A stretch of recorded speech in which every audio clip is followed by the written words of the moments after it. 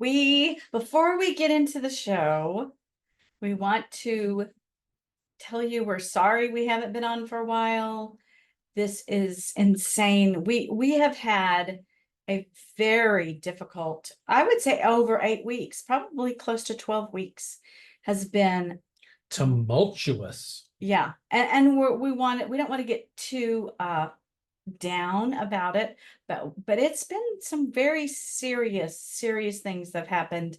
And and it's not just to us, it's my family in general.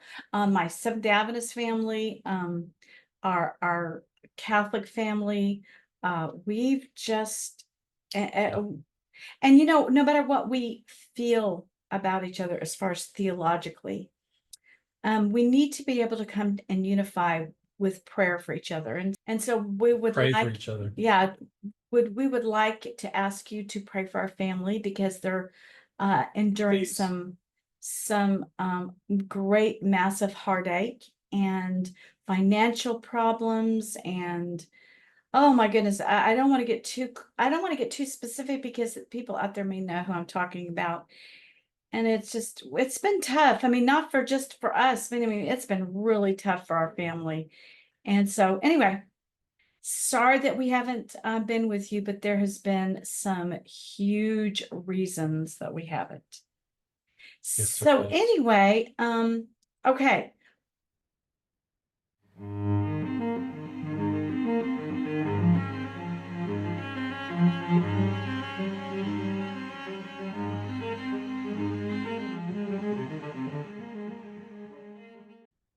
So let's start with this. On this episode, we are going to discuss something that has been on our minds for a long time. We're going to plunge into today praying that everyone out there will understand that we realize that all of us, even Christians, speak ill of other Christians and debate them about what they believe.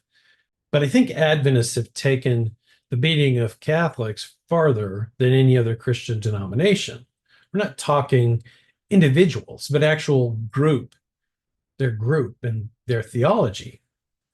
Most Protestants disagree with Catholic teachings. That's no surprise. Many fundamentalist groups even go so far as reading the Catholic Church into last day prophecies and consider her the whore of Babylon and the Pope the Antichrist. The truth is that even some Catholic scholars and saints have believed that Catholic leaders would fail and apostatize.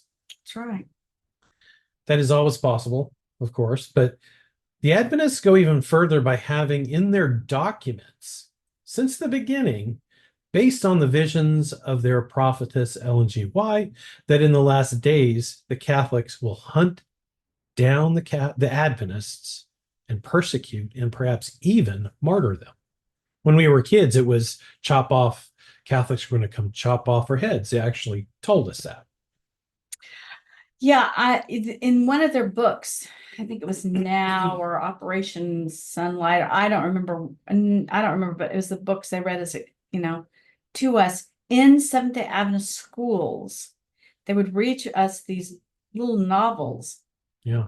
Horror novels. Yeah. About what was going to happen to us in the last days. And yeah. I remember just being terrified because it told about these young children having to stand for the Sabbath. Right. And their families being killed. And I was scared to death that my family, my younger brothers and sisters, would be butchered in front of me. And that was the most terrifying thing of anything. I knew, if I could stand strong, if the Lord gave me the strength to stand for the Sabbath, that if they were persecuted, I wouldn't be able to handle it. And then, of course, the big classic story of the woman that had several children, and they'd bring them before her and say, "You must do what we say," and they'd kill one. Oh yeah. Kill the next. Oh, it was kill awful. The next. That just and as children, I can tell you, Adventists nowadays like to say, no, it's not like that. It is like that. I remember even when my kids were young, there was an Adventist day camp that got put in the news because they had wasn't that in Idaho or something like that? Yeah, it was north of Texas is all I remember. And they had these guns that looked real, Yeah. and they were doing fake assassinations of these kids that wouldn't give up the Sabbath. It was ridiculous. They got in big trouble like they should have. Yeah. So anyway, the Adventists take this to a new level. Their book, The Great Controversy, is brutal against the Catholic Church. Okay, so what we're going to do is we're going to pull up some of the Ellen G. White quotes, and I'll let you take some of them, and I will take others. And this may take a few minutes, but you've got to understand uh, how really brutal these. I mean, a lot of these would not be even allowed on social media. So this is from Ellen G. White. It's talking about Romanism. February 1, 1887, 9, 7, Yeah, sorry, 7, paragraph sorry. paragraph 13.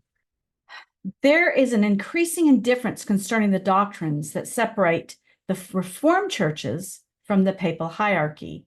The opinion is gaining ground that after all, we don't differ so widely upon vital points as has been supposed, and that a little concession on our part will bring us into a better understanding of Rome. The time was when Protestants placed a high value upon the liberty of conscience, which has been so dearly purchased. They taught their children to abhor popery and held that to remain at peace with Rome would be disloyal to God. But how widely differently are the sentiments now expressed? So this is from B. Echo, February 1, 1887, paragraph 1. And I'll continue, but this is an Ellen White quote, just so you know. The defenders of popery declare she has been maligned, and the Protestant world is inclined to accept the statement. Many urge that it is unjust to judge the Romanish church of today by the abominations and absurdities that marked her reign during the centuries of ignorance and darkness. They excuse her horrible cruelty as the result of barbarism of the time and plead that civilization has changed her sentiments, which is not true. That's nothing. That's just completely wrong. Okay, but anyway, Ellen White continues. Have these persons forgotten the claims of infallibility for 800 years put forth by this haughty power, Catholics? So far from relinquishing this claim, the church in the 19th century has affirmed it with greater positiveness than ever before. Okay, skipping a line. Romanism is as a system is no more in harmony with the gospel of Christ than at any former period in her history. The Protestant churches are in great darkness, or they would discern the signs of the time. The Roman Church is far reaching in her plans and modes of operation.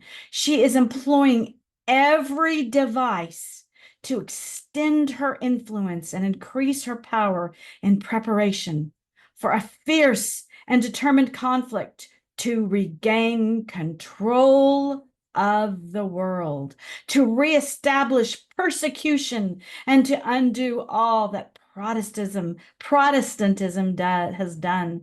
Catholicism is gaining ground in our country upon every side.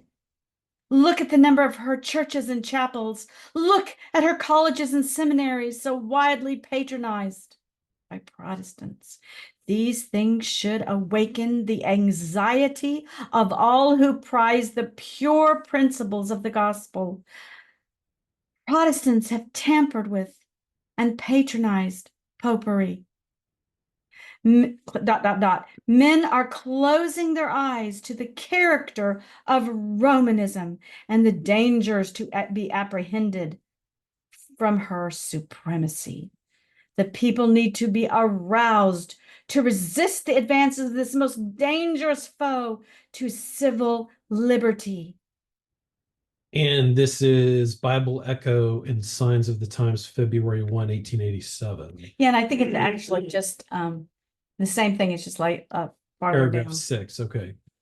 In the days of Rome's supremacy, there were instruments of torture to compel assent to her doctrines.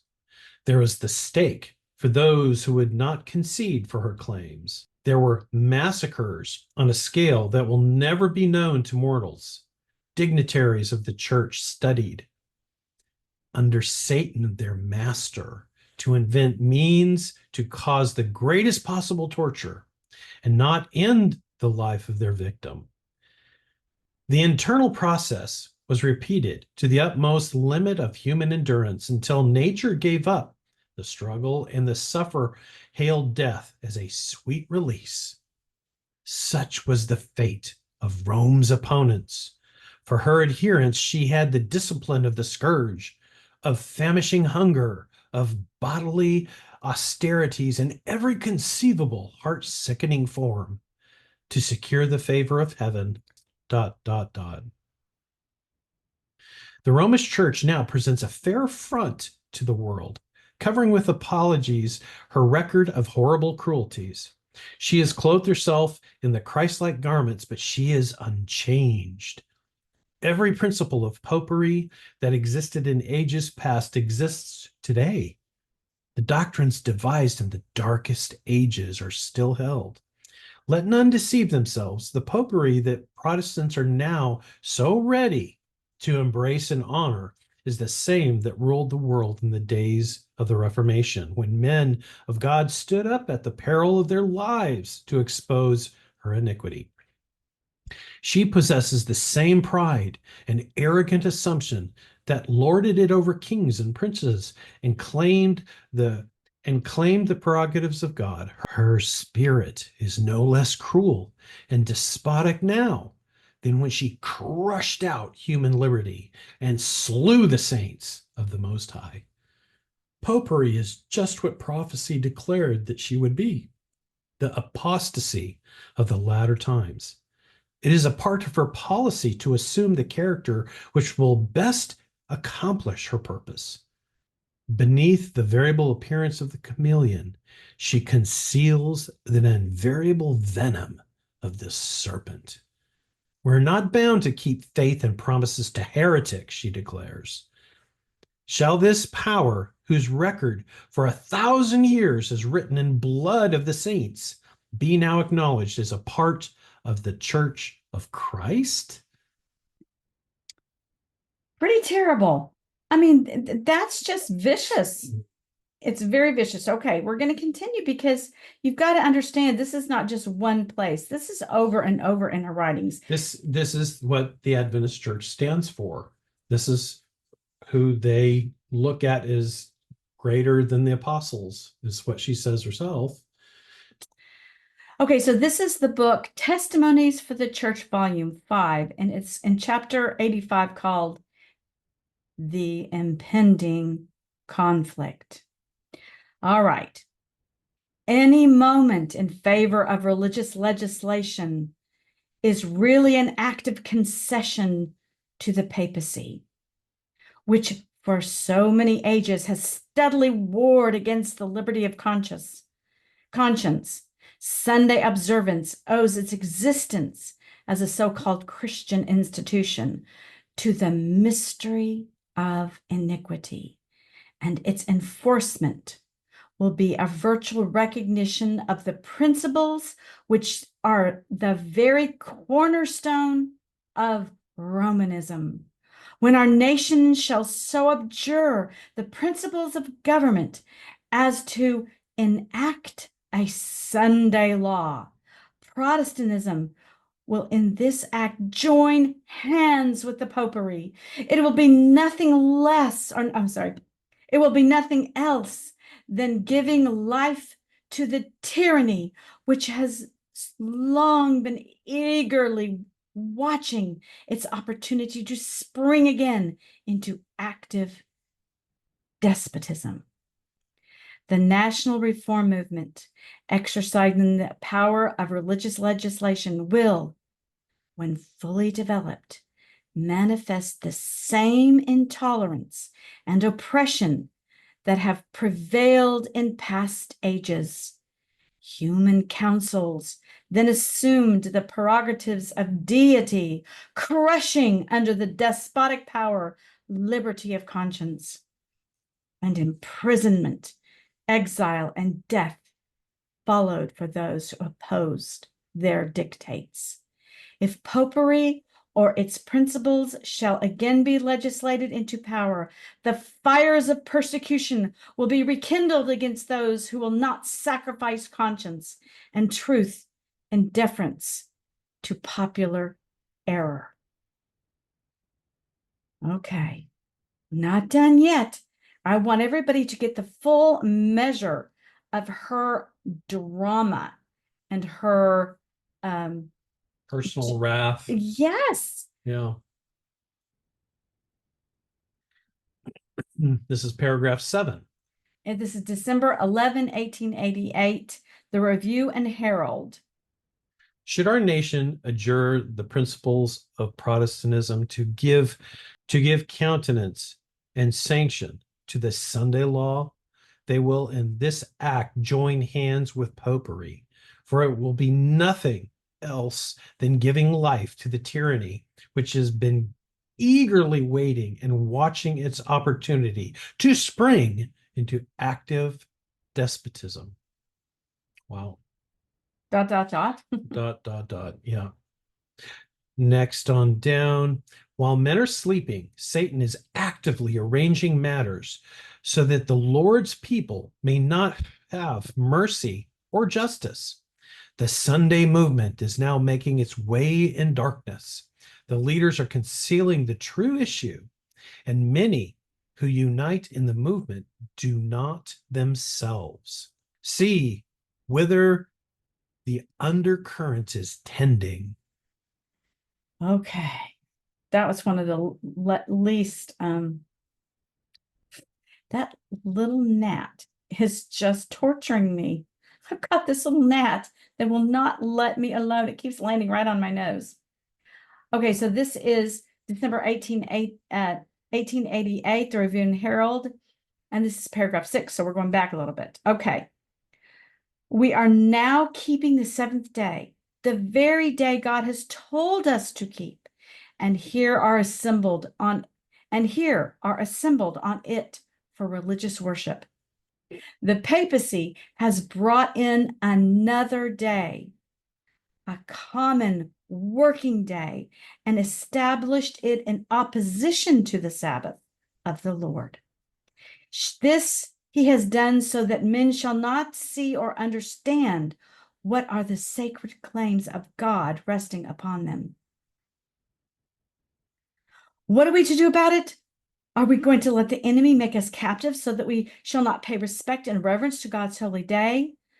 Notwithstanding the fact that nearly the whole Protestant world have taken this child of the papacy and cradled it and nursed it and given it prominence. So none of this is true. Unfortunately, this is just untrue. Okay, so the last dramatic reading will be from my husband, and it's going to be February 1, 1887 from Bible Echo and Signs of the Times, paragraph 12.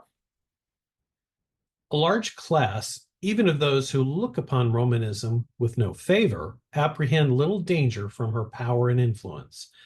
Many urge that the intellectual and moral darkness prevailing during the Middle Ages favored the spread of her dogmas, superstitions, and oppression, and that the greater intelligence of modern times, the general diffusion of knowledge, and the increasing liberty in matters of religion forbid a revival of intolerance and tyranny. ... A prayerful study of the Bible would show Protestants the real character of the papacy and would cause them to abhor and to shun it. But men are so wise in their own conceit that they feel no need of humbly seeking God that they may be led into the truth.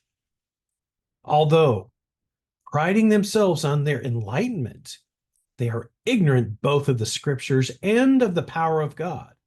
They must have some means of quieting their consciences, and they seek that which is least spiritual and humiliating. What they desire is a method of forgetting God, which shall pass as a method of remembering him. The papacy is well adapted to meet the wants of all of these. It is prepared for two classes of mankind, embracing nearly the whole world: those who would be saved by their merits and those who would be saved in their sins. Here is the secret of its power. A day of great intellectual darkness has been shown to be favorable to the success of popery. It will yet be demonstrated that a day of great intellectual light is equally favorable for its success. ... Yeah.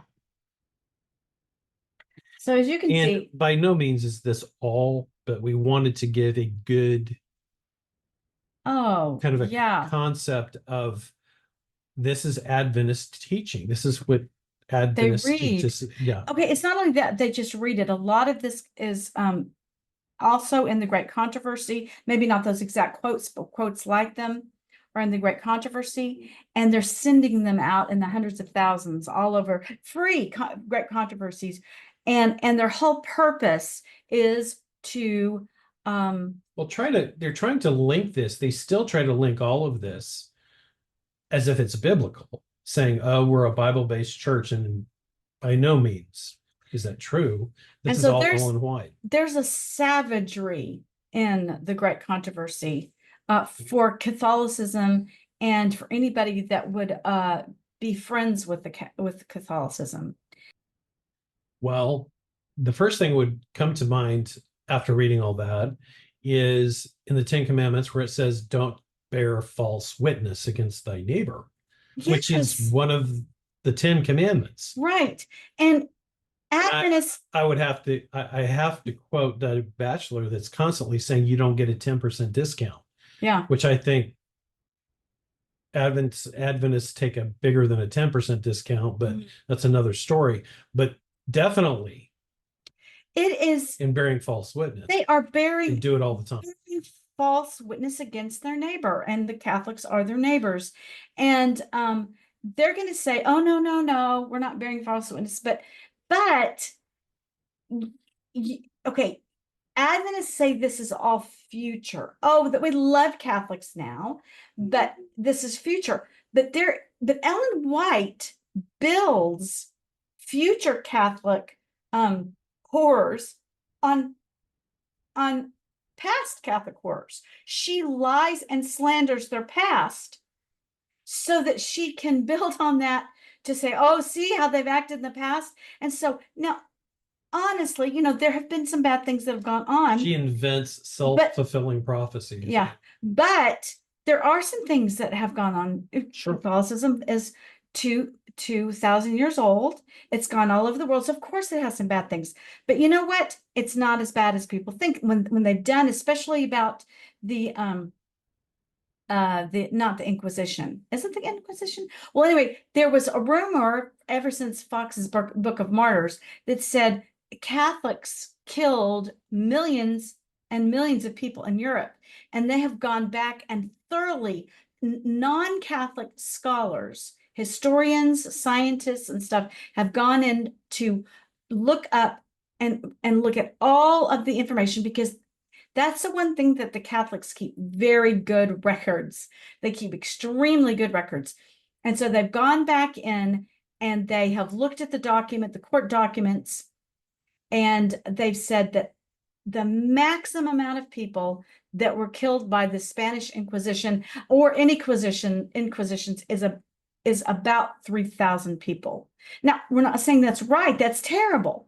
If I don't know, because I mean, they were usually tried by the state, and it was the state that gave them the capital punishment.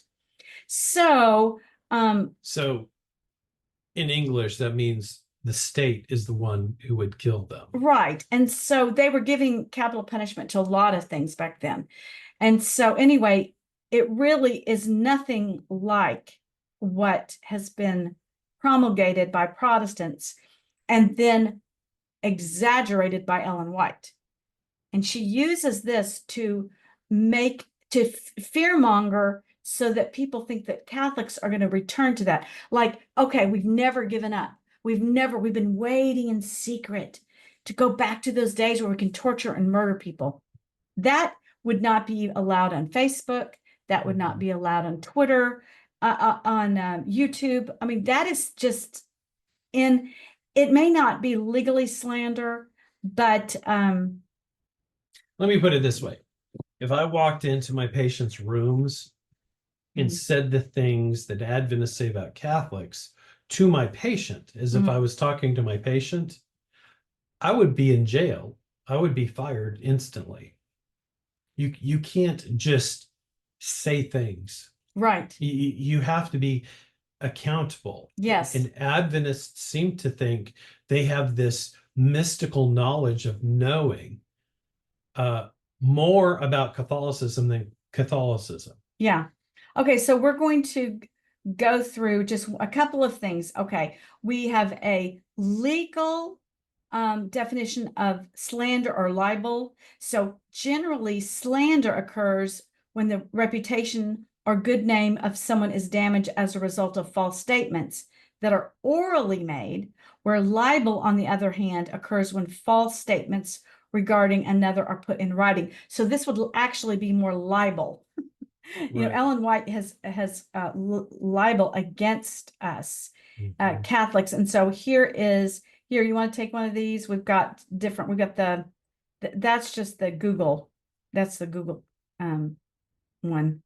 So the definition in Google, it says slander, a false spoken statement about someone that damages their reputation or the making of such a statement. Okay, and Miriam, which definitely Adventists would be slanderous for sure for that. Yeah. So we've got the Merriam-Webster dictionary, and we should have looked up libel, but we looked up slander. So it's the same thing. It's just in writing form. So to utter slander is to just defame somebody.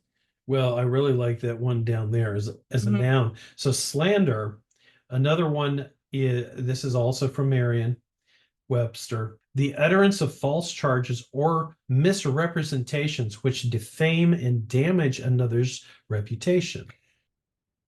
Adventists are constantly bragging how they've lured Catholics away from their faith through all of their evangelistic. And so, in a sense, that could be libel. In other words, under false pretenses, because they've libeled these people so much that they don't even think they're Christian anymore. Adventists, we got a question for you. This is reasoning together. Do Adventists slander Catholics? I think yes.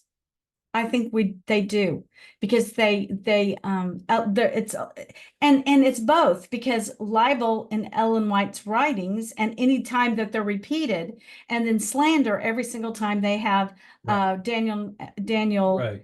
And well, here's the thing that I've found growing up in the Adventist church is they think that they can take words and phrases and concepts of Catholicism and utilize them how Adventists see fit. They don't go to authoritative, and that's a key word, authoritative. You got all kinds of websites here who will dangle some priest in somewhere or some bishop. Remember, that's not the church. That is not the doctrine of the church. Having one person here or there saying something is not the doctrine of the church. And even if you read like the catechism, you have to understand the verbiage. You know, we're constantly being hammered about praying to Mary or praying to the saints, or you have to understand the verbiage. In your verbiage, no, we do not pray to the saints or pray to Mary. No matter what the words say, in your understanding of the words, that's sinful, and we are condemned for that. That's just a small tidbit there. Okay, so we're going to put some videos on of different Adventists taking this same idea of how horrible the Catholic Church is, and will be, And is to come. and is to come. Yeah. And a lot of them are going to be Doug Batchelor. But the reason we chose Doug Batchelor is because he has got a lot of viewers, and we're putting up here just one video got like 1.5 million views on it. And so, So and it's we a have lot of slander. yeah, and so we just want you to see the fruit of reading and imbibing all this false information and this savagery against the Catholic Church. And anyway, so we're gonna play some of them, and then we're gonna comment.